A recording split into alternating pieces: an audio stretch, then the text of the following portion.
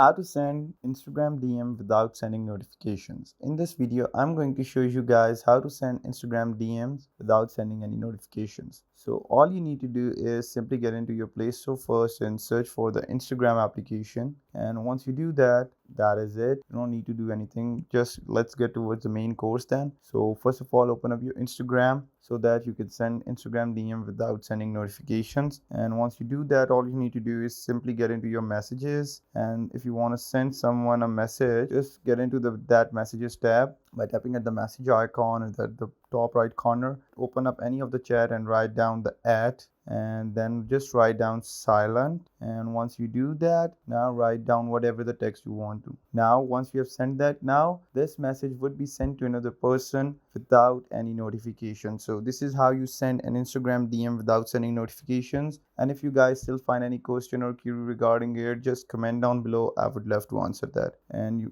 don't forget to like, comment, share, and subscribe the YouTube channel of How to Digital. And don't forget to click that bell icon so that you can receive notifications about further awesome videos like this. And yeah, that is it. Till next time, peace.